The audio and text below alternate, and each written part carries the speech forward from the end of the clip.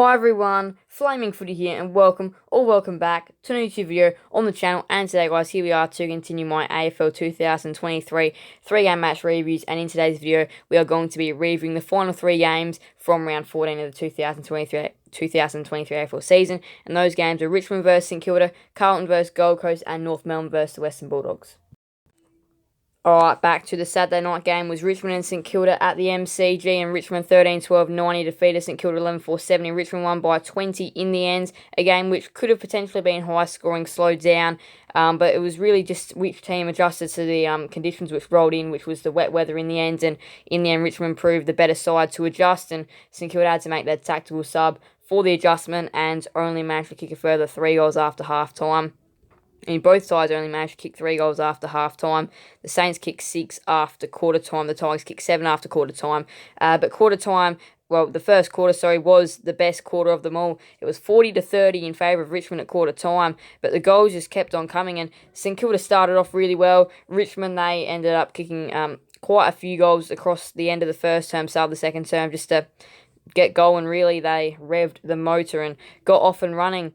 And from there, they just played with a bit more spark. They just played better than St Kilda for the rest of the contest, despite the Saints showing signs of coming back at times, especially towards the end of that third quarter. But in the final quarter, 2-0 just sees the Tigers win. And, I mean, they had way more scoring shots anyway. As I said, 13-12 to 11-4. 147 fantasy for Taranto, who's been probably one of the best fantasy gaining players of the year. 119 for Cochrane, 114 for Dustin Martin, 109 for Crouch, 103 for Marshall, 102 for Vlosten, 100 for Sinclair.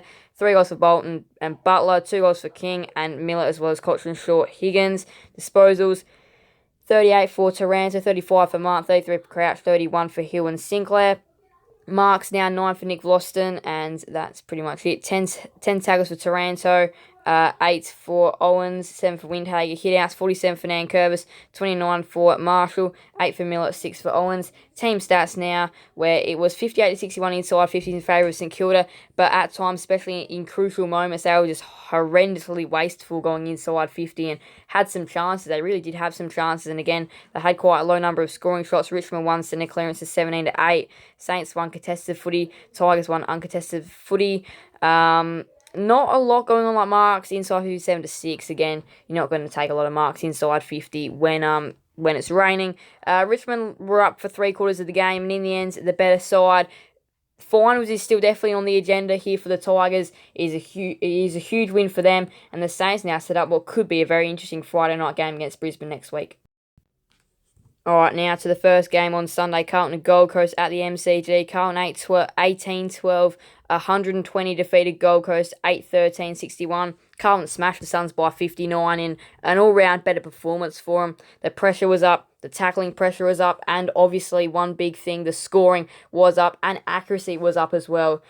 We know Carlton have been really horrible in the past couple of weeks, and they piled on 12 unanswered goals to absolutely destroy the Suns, who after quarter time just had no reason to be out there at all. They were the better team the first quarter, and you kind of almost think, oh, this is going to be another dismal Carlton performance. Well, they kicked the next 12 goals, and that's just where they win the game.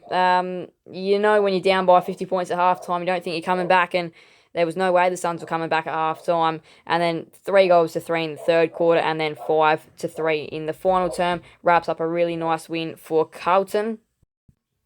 So in terms of stats, Sam Doherty, 124 fantasy, 122 for Cherry, had a big day. 2 goals, 27 disposals, 4 marks, 6 tackles. Doherty, 32 disposals, 9 marks, 4 tackles, 110 fantasy for Cripps, 100 for Noah Anderson. Goals for Hines, 3 goals for Cripps and Harry Mackay in his 100th game. 2 goals for Kerno, Chera, DeConing, Casbolt, Ainsworth, Cottrell and Owies in what was a high-scoring game, especially for Carlton. 32 disposals for Doherty, 29 for Walsh, 27 for Chera, 27 for Kennedy, Cripps and Anderson. Marks, 9 for Doherty, Kemp. Tackles, 7 for Rao. Hit-outs now, 45 for Witts, who smashed DeConing, 17. That's what DeConing got. 15 for Pitnet, 4 for Casbolt.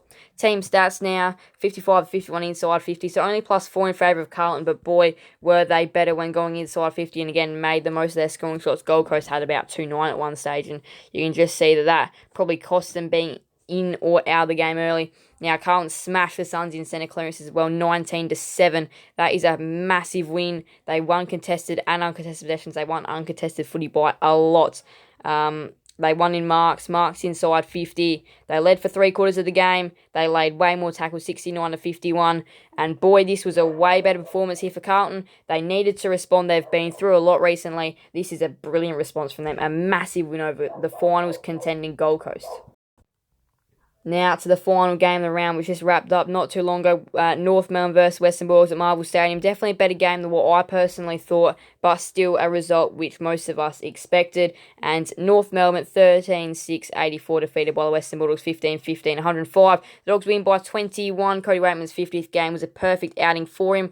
But boy, North Melbourne was still in this game right up until the very end when they were taking the Dogs to the death. And there was going to be a winner of this game. North have lost their past 11 games. The Dogs have lost their past 3. So the winner was going to get a massive bounce back to form. Both these two clubs do have the bye next week. And in round 16, the Dogs have the Dockers and North have Adelaide. But it was still a better performance here from North after last week. They weren't great. This week back at Marvel, way better performance, I thought. First quarter, they capitalised on the Dogs' inaccuracy and piled on 4-1. In the second quarter, only managed to kick the 1 goal. That's the quarter where the Dogs kicked a couple of goals late just to say goodbye, even though it was only 6 points at the main break. In the third quarter, they get a little bit more separation. And then in the last quarter, 5-5. Sees quite a back and forth quarter. But in the end, it is the Dogs that prevail by 21 points. Marcus Bontempelli, 158 fantasy, 135 for English, 113 for Treloar, 108 for Liberatore, 108 for Norton, 102 for Goldie, 98 for Sheasel. Goals behind, 6 goals for Waitman, who was the star of the show. In the end, probably got the Dogs over the line. He's just such a presence in their forward line and a really good player. 3 goals for Larkey, Bontempelli and Stevenson as well. 2 goals for Power, Greenwood and Norton. Disposals, 34 Treloar, 32 for Sheasel and Bontempelli, 28 for Dale, 27 for Liberatore. Marks, 11 for Ben Mackay, 10 for English, 8 for Hannon. And Waitman got in there with the 7 marks, along with Ugelhagen, Keith, and McDonald. Tackles, 11 for Bontempelli, 9 for Liberatore, and 8 for Smith, 7 for Daniel. Hit-outs, 43 for Goldie, 33 for English, 9 for Coleman Jones, and 8 for Lobster. Quite an even ruck duel. But inside 50, this is where the separation was, 36-72, heavily in favour of the Western Bulldogs there. So North, they're still just not generating enough chances, and I mean, boy, efficiency and scoring when they go in is good for them. But look, in the end, you still got to generate as a better side. If you're a better side, you need to generate more entries than that, and that stat almost does sell the game itself. Clearances, the Dogs won, no surprise. They won contested and uncontested footy, no surprise either. 12-20 marks inside 50, so a nice number there for the Dogs. They led for just over half. They laid way more tackles, 49-77. After being very well tested against this North Melbourne outfit, in the end, it's the Dogs that get a much-needed win and prevail by 21 points. So the clubs which had byes this week were Adelaide, Collingwood, Essendon, Hawthorn, Melbourne and West Coast. Back, little recap of the round. Port Adelaide defeated Geelong by 38. Brisbane defeated Sydney by 16. GWS defeated Freo by 70. Or smashed Freo by 70, should I say. Richmond defeated St Kilda by 20. Carlton smashed Gold Coast by 59. The Dogs defeated North by 21 points. Now, we'll go to the ladder first and then we'll go to next round. So, Port Adelaide temporarily on top. Collingwood do play next week and will probably take that spot back should they win against Adelaide, which you'd probably think they would, considering it's at the MCG. Then Melbourne in third, Brisbane, then you got the Saints and the Bombers. So, this top 4 race from 3rd to 7th is quite even, and still teams and then Adelaide is still a couple of games out as well. But yeah, I reckon it's 3rd to 7th at the moment. We still have some interesting top 4 things. However, the Dogs are the bulky ones there. They've already played that. They've got that extra game in hand. To Melbourne, Brisbane, St Kilda and Essendon. So that'll be interesting after next week. The Crows still have that game in hand as well and can jump skip the Dogs.